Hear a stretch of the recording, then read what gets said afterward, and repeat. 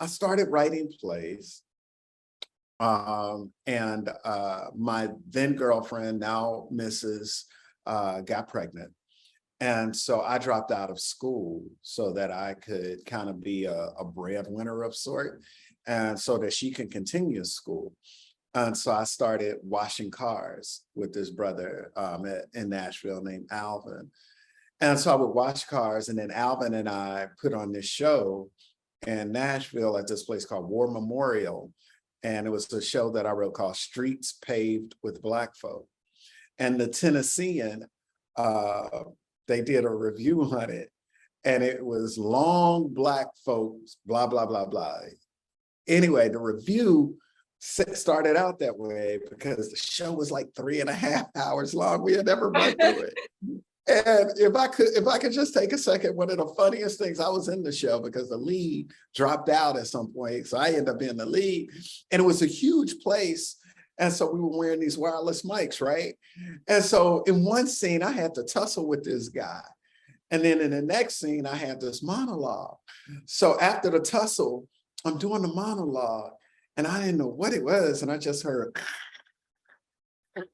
that's all I kept hearing. I was speaking, but I kept hearing.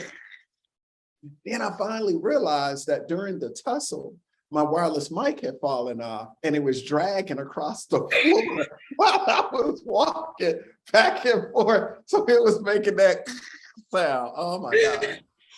Oh man. Thank God for growth. Oh my God. It was a terrible review.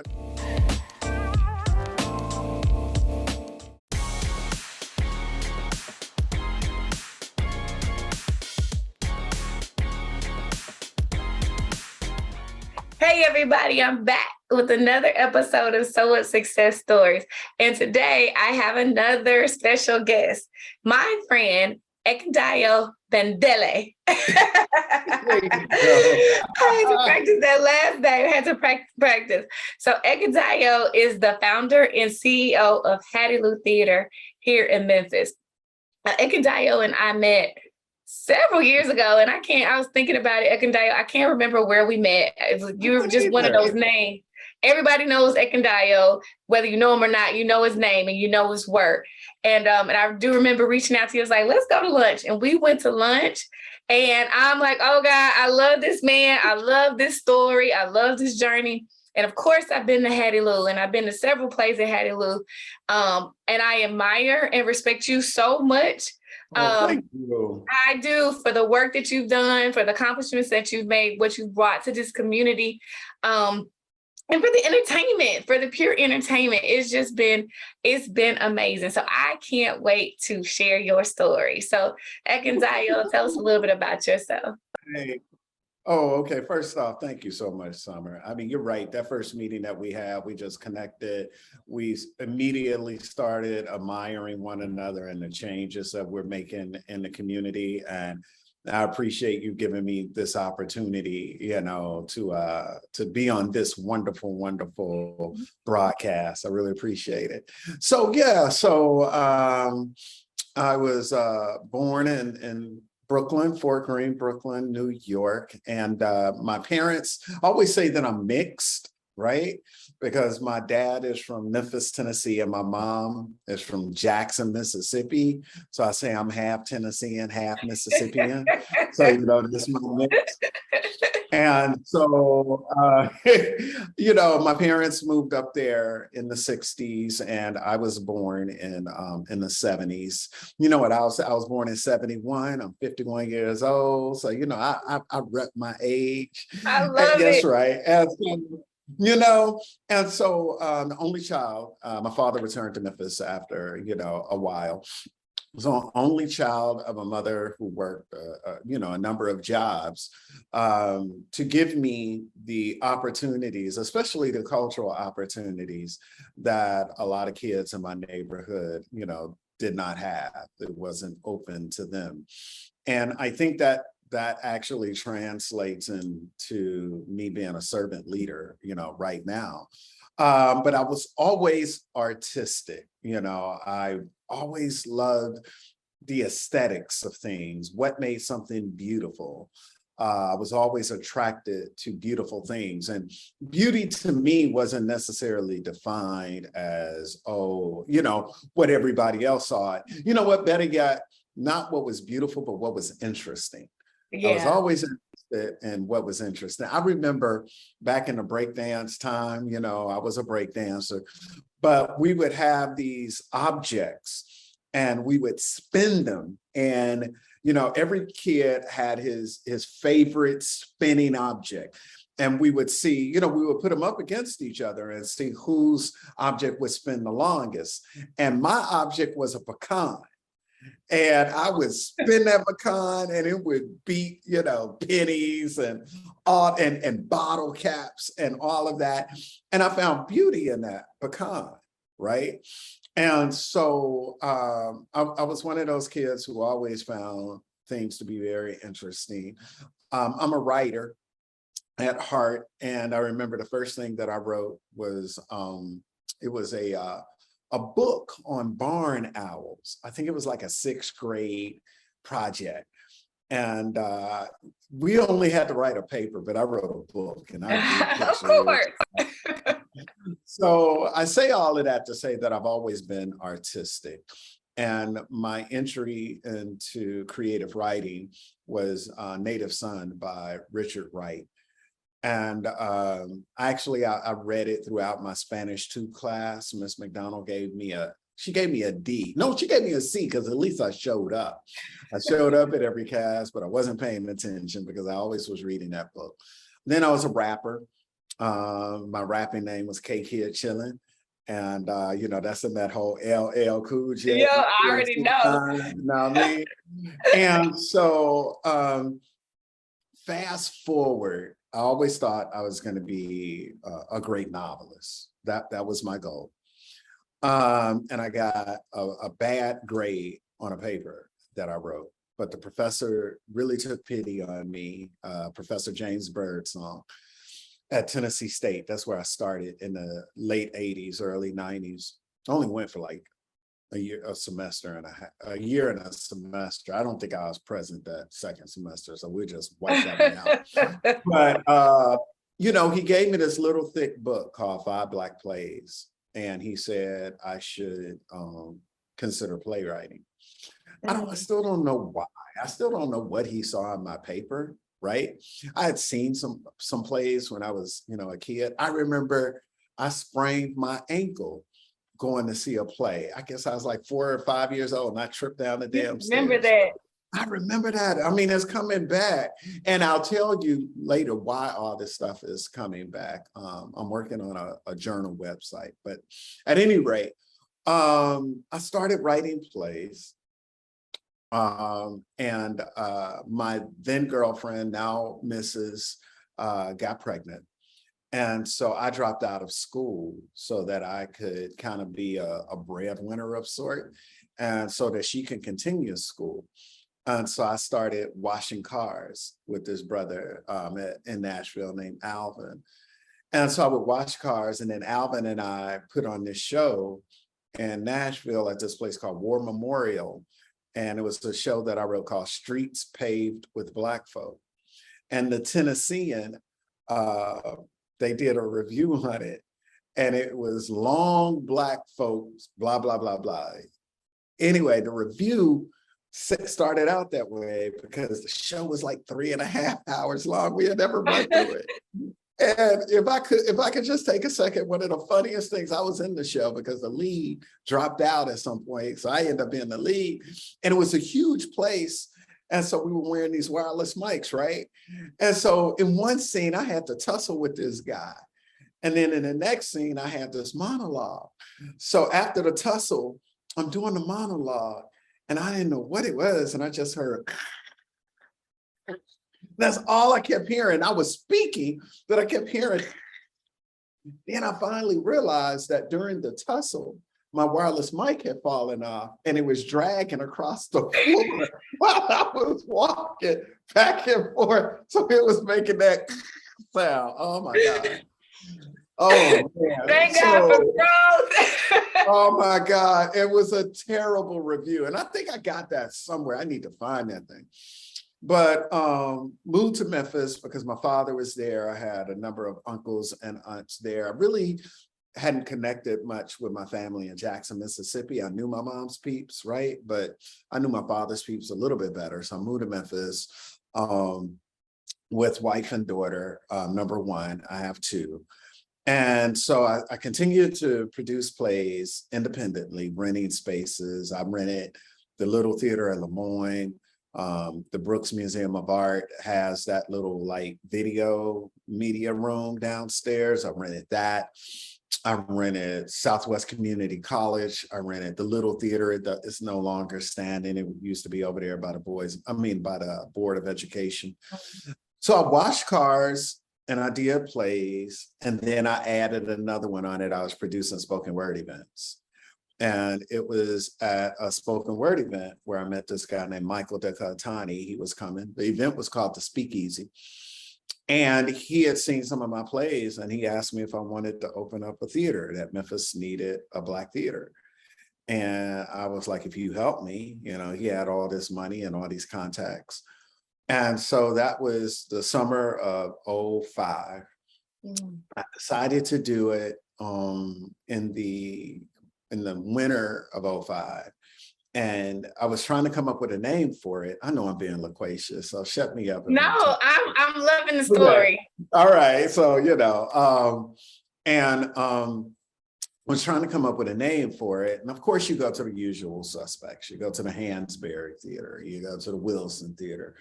But some kind of way landed on a combination of my two daughters' names. So my eldest daughter, her proper name is Hatshepsut, which is the first female pharaoh of ancient Kemet, which we know as Egypt. So her name is Hatshepsut, her nickname is Hattie. And then my other daughter, she has a Yoruba name, which is mine. I also have a Yoruba name. And her name is Oluremi, and her nickname is Lou. And so combined those two names into Hattie Lou. And actually what was so interesting, this woman named Desiree Safar created our logo. And whenever Desiree would come to me with a draft of the logo, it was always this little Black girl. And I'm like, it's not a children's theater. And she was like, but that's what I see. That's all I keep coming up with is a little Black girl with pigtails. And that's a white girl. Kept talking about the Black girl. And I was like, it's not. And we landed on this piece of Shona sculpture, and it kind of had the faces, the tragic and the comedic faces of that is now our logo. And we opened on my birthday, actually, 22nd of September 2006. And didn't do that for ego. But we didn't do it for ego. We did it because the building that we rented and renovated did not have heat and air. So we needed to open at a time when it wasn't too hot. And Lord help us, when it got cold, when winter hit, people were sitting in their coats and their hats and their breath was making all this fog. Oh my God. And but we made it. But they were there though, huh? We made it through. I didn't pay myself for 3 years. I continued to wash cars. And Hattie Lou is just a name without the people. There have been great people who have come and great people who still remain. Hattie Lou has helped a lot of people develop, recognize talent that they didn't think they had, right? Emboldened them to go off and do some things that they didn't think they were capable of doing. Of course, I get into it later about building the new theater because that was a whole lot that came with that. But so that's I love it. So let's get into the questions. And I love the background. I'm sorry. I could talk forever. But I love it. Don't be sorry at all. So if we just mean we got to do lunch again so we can talk some more for real. I love it when you get back to Memphis. So let's get into it. In this program, I have what I call the So What Success system. It's my belief that if anyone can learn how to overcome obstacles, eliminate excuses, and calculate choices, they can have so what success. That is success no matter what you go through in life. And Ekundayo, I know you are so a success, man. You've experienced a lot. And you just shared a beautiful story about how Hattie Lou Theater was born. Talk to us a little bit about some of the obstacles that you had to overcome in your life to get to where Mhm. you are today. Okay. So the first obstacle, big time, was I'm an artist. And Hattie Lou, I entered it as a business person, and I knew nothing about business. When it had opened, I dressed like an artist. You know, I had my little Lenny Kravitz shirt open with my taco meat. And then I had the bangles. And I had my big old dreadlocks, and I smell like patchouli. And people saw me as an artist. And with that, the obstacle was perception. The perception was I could create great art, but that I couldn't run a business. And so one of the things that I did to address that obstacle was I cut my hair, and I started dressing like a banker, blue and gray suits, white shirts, and bow ties, and that was it. And at that point, people started, taking me a little bit more seriously. Another obstacle was a lack of formal education. I did not have a degree. Like I said, I dropped out of Tennessee State. And it was the lack of credentials of, does this guy really know what he's doing? He's hustle plays, but does he really know how to run a theater? So that lack of a degree at that time was also an obstacle. And then the other obstacle. Well, before you even talk about a third one, talk about what's behind you and how you dealt with it. So the house.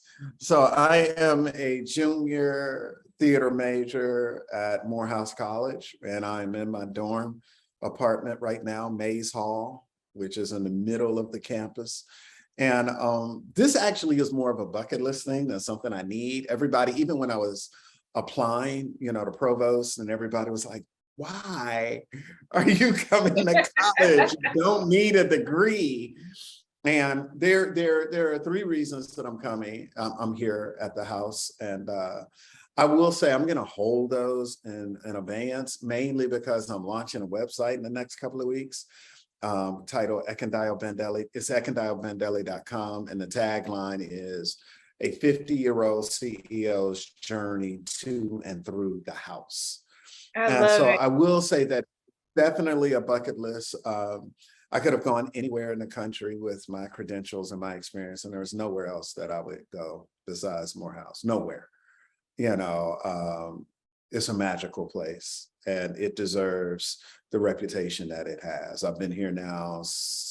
I took my last midterm today, and so the rigors involved in being a man of Morehouse, on the way of becoming a Morehouse man, is something else, something that I'm treasuring, truly. Well, salute to you for doing that. 50 years old. Salute to you. 51. I want that extra. I heard that year. That's right. Well, it's something. And my website is really going to have all of these journal entries about the various things I'm experiencing here. Like, I think now at the midterm of my junior year, some of the brothers are just being convinced that I'm not a daddy spying on his son. It's like, I am literally by far the oldest guy on this campus. My two friends, they're in my dorm, and one is 22 and one is 21. And the 22-year-old was complaining about how he's like the oldest person in all his classes. I gave him a look. It's like, for real. I was like, come on, man. But at any rate, but I love it. I love that, Ekundayo, though, and somebody's gonna watch this who thinks that they're too old to go back to school. Yeah. And so they're going to be encouraged to go back to school. So salute to you for doing that, for all the reasons that you've done. And I look forward to seeing your website to follow that journey and to see. Yes. You were going to say a third obstacle. What was that? So let's see. The first obstacle was me being an artist. The second obstacle was, the second obstacle was lack of formal education. The third obstacle was my ego. Me wanting everything to be just the way that I wanted it to be. And my therapist said about my journey coming here, she was like, Ekundayo, one of the best things that you're going to take away is you're going to be there in Atlanta 90% of the time for 2 years.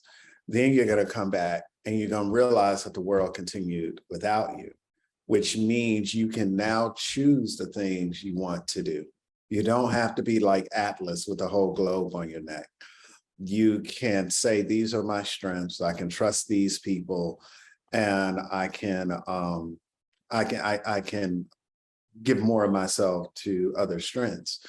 So my ego was, and I was young when I founded Hattie Lou. I was 33 years old. And I think ego, caused me to direct more than I wanted to direct, act more than I wanted to act. One thing I did not do was I did not do my plays. And that was a way of making certain that I wasn't egotistical in the formation of it and just doing my work. The theater was not a shrine to Ekundayo's talent. I always knew that. But yeah, my ego was definitely an obstacle that I overcame, a lot of tongue lashings and growing up, getting older, Wow, wow, wow. So in the second part of the solo success system is excuses, eliminating excuses. Talk about some of the excuses that you had to eliminate to get over those obstacles.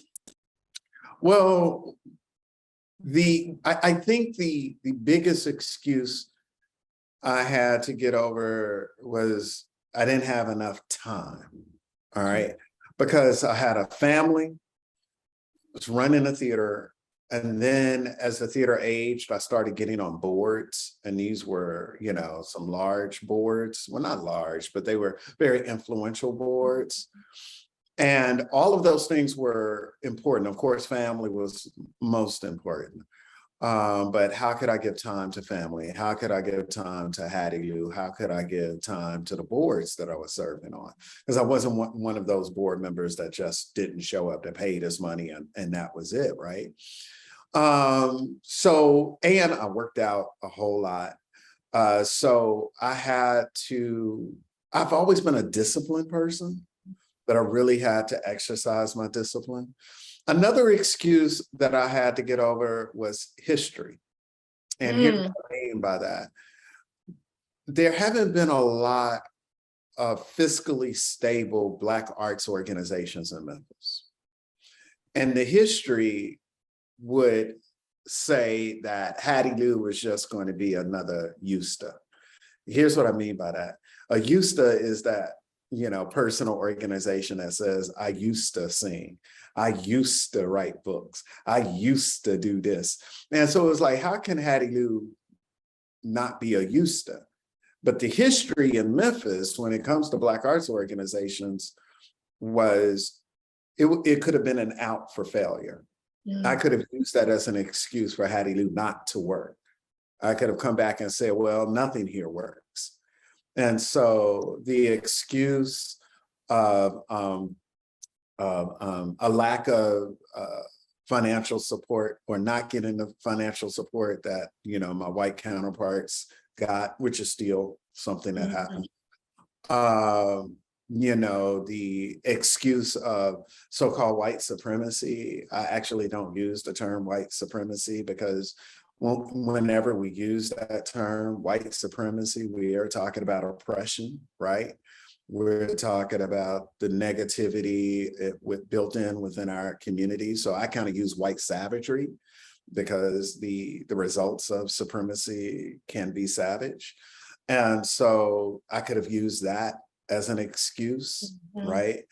And so I just decided,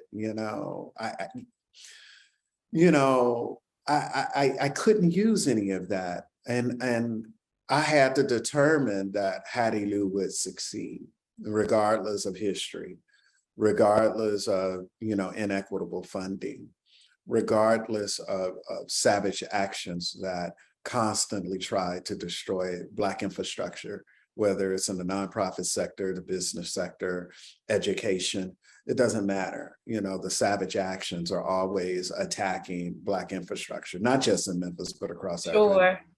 You know, so Well, yeah. you said something important. You said you just decided. Mhm. You decided, you made a decision. And I really strongly believe in the power of decision. And that Yeah. goes to the third point. The third part is a success system, which is choices, decisions, choices, calculated choices. Talk about some of the choices that you've made along your journey. So I think my biggest calculated choice was the people I worked with on my board.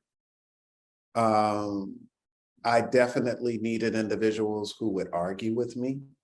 I'm a person who loves to argue. I try to win my arguments, and I need people who are going to also try to win their argument and prove to me that I'm making a bad decision about something. So a calculated choice were the people who definitely led my organization, Michael being my first chair, Commissioner Van Turner was a chair, Cardell Orrin, Carolyn Bishop, J.W. Gibson, Jocelyn Henderson, and now I have a new board chair, and Amy Simpson. So that was very calculated about the individuals that we allowed on the board. Another calculated thing was, can I cuss? This is your interview. Say what you want to say. Okay. Another calculated thing is when to shut the fuck up. I got an editor in my brain. And so there's a time to listen, and there's a time to let people talk. And there may be nothing in that. Nothing in what they're saying is good for you, but you need that person to just speak, and you need to shut up and just be present. And I'm very calculated in those moments and reading the room and saying, okay, I need to be quiet. The last thing that I've been very calculated with are the boards that I serve on.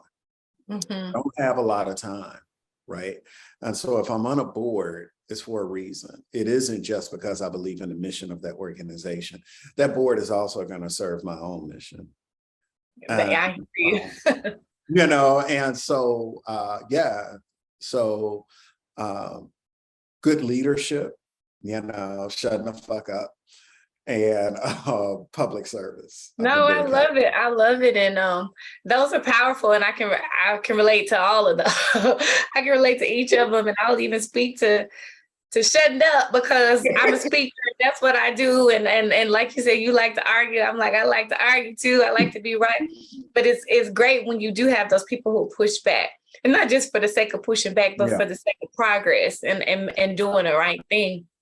And for you to be able, even as a leader and a speaker, and maybe some strong opinions, maybe a little ego and all that, to still know when to shut up and listen. I think that's powerful. And I'm glad you listed it as a calculated choice.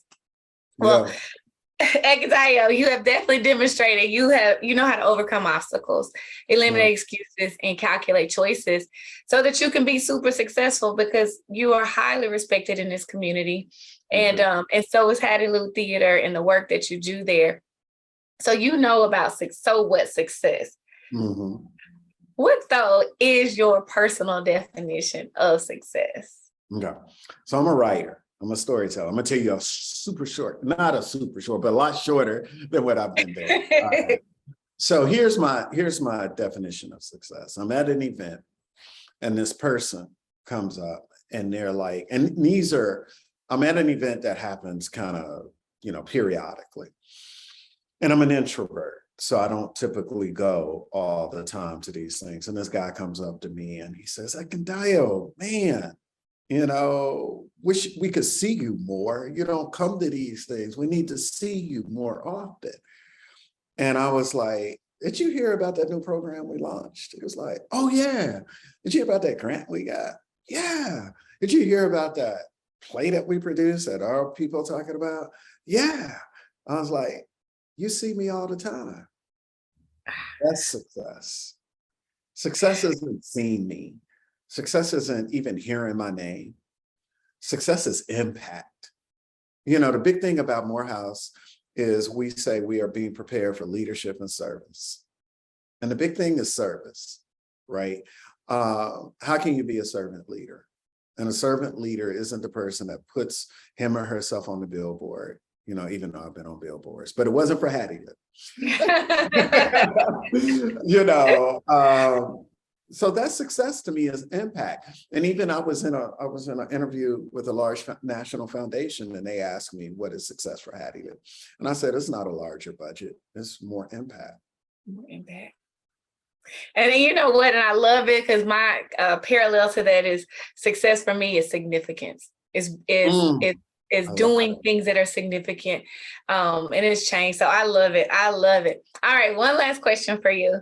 Okay. I'll let you go, so because you probably got to study. Oh yeah, you just took your last final. You don't have to study. No, but I do have to go with my principles of acting class to go see a show tonight. I love it. And I'm riding a bus. I'm riding a Morehouse bus to get there.